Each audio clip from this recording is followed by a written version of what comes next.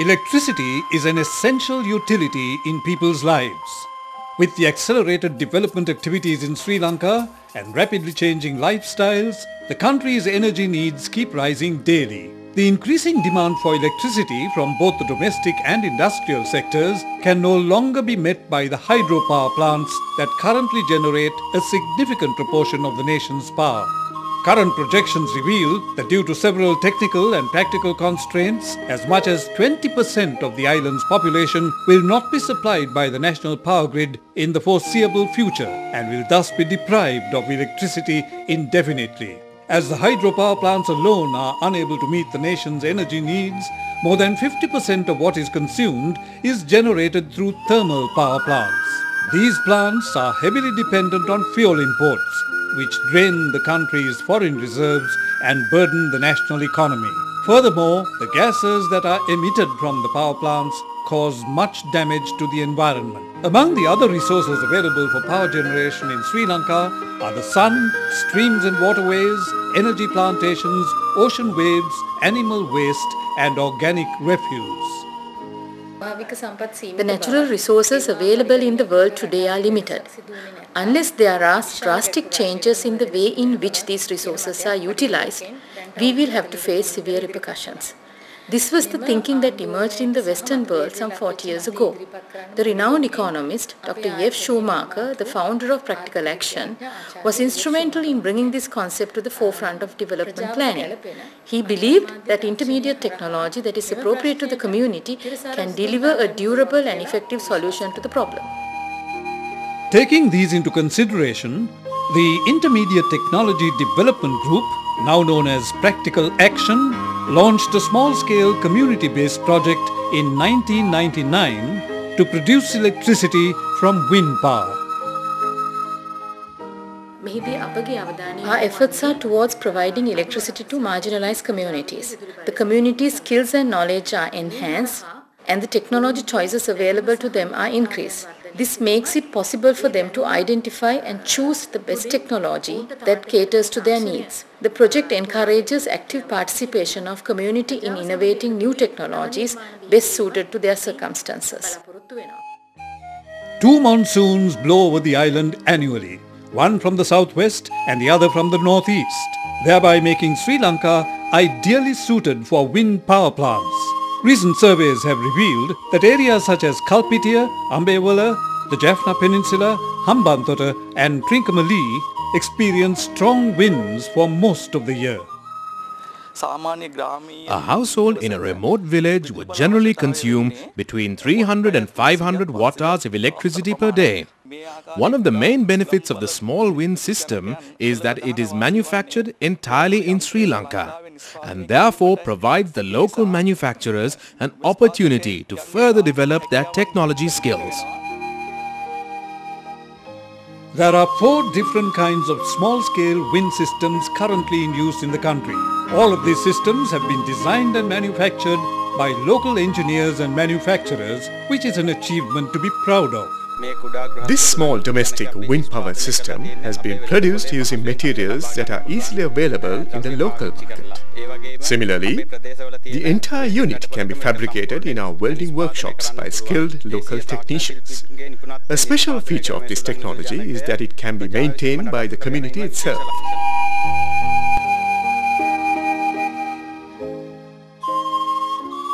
When introducing a community-based technology project, an all-important factor is the securing of required finance. In order to acquire the capital expenditure for the small wind systems, the project experimented on a revolving loan facility, designed and maintained by the community themselves. This scheme helped to popularize the small wind systems in the country.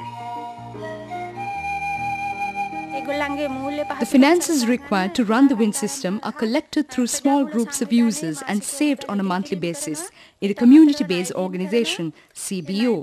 The CBO also grants loans. During their monthly meetings, they decide the amount of the funds needed by the borrower. Loans are approved on the basis of their ability to repay, the nature of the agreement and the acceptability of the guarantor. The CBO also ensures that the loan repayment is rescheduled monthly or half-yearly after the harvest. A small-scale wind system can produce between 100 and 300 watts of electricity for a household. With this power, the household can operate 5 compact fluorescent lights, CFL bulbs, a television and a radio cassette recorder. The excess energy generated during windy seasons can be stored in a reserve battery, which is yet another advantage of the system.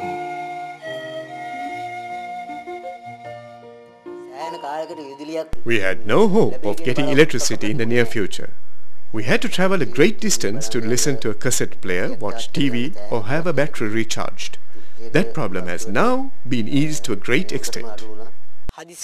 I am a mason by profession and occasionally have to work at night. Our house is situated in the jungle and therefore animals, especially snakes, often creep into our house at night. The electric lights have helped keep these reptiles at bay. They are much brighter than the lamplight. I have 3 children. 2 of them attend school. Having electricity at home has helped them with their studies.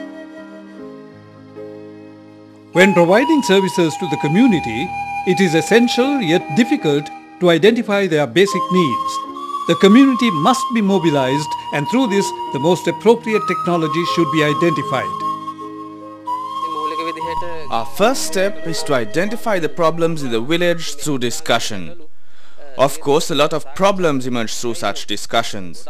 Each problem is analyzed, and through this process the community gets a clear understanding of which issues are most important and need urgent attention. We then agree on an action plan based on the priority needs.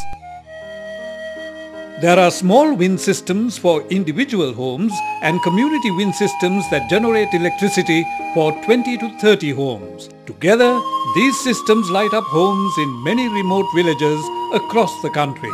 The success of a community-based wind system depends on the unity, participation and support it receives from the people themselves. The community was actively involved in the whole project. They established a committee. Together they found and planted the electricity posts, drew the lines and set up the battery storage unit, all with their own hands. Only the necessary technical advice was obtained externally. Communities in remote areas which receive power from small wind systems do not have to depend on technicians living in far-off towns to attend to their maintenance. The daily operation, maintenance and record keeping of the systems are handled entirely by members of the community who have been trained in these functions. The voltage meters in the small wind systems are checked by us every morning and night. Daily records are maintained manually in the logbook on the power generated and consumed. I do this myself. Provision of electricity is essential in reducing poverty and raising the living standards of the people. Using the wind that blows freely to enhance the country's economy, improve the lifestyle of poor communities and protect the environment is an obligation you and I and the policymakers owe our country. The 13th Amendment to the Constitution stipulates that exploring the potential of the alternate energy sector is a responsibility of the Provincial Council. Accordingly, the provincial councils promote alternate sources of electricity generation to supply communities who have no access to the national electricity grid. By promoting such environmentally friendly means of power generation, the country's valuable foreign exchange is saved, and our youth get the opportunity to put their talents and skills to good use and serve the country.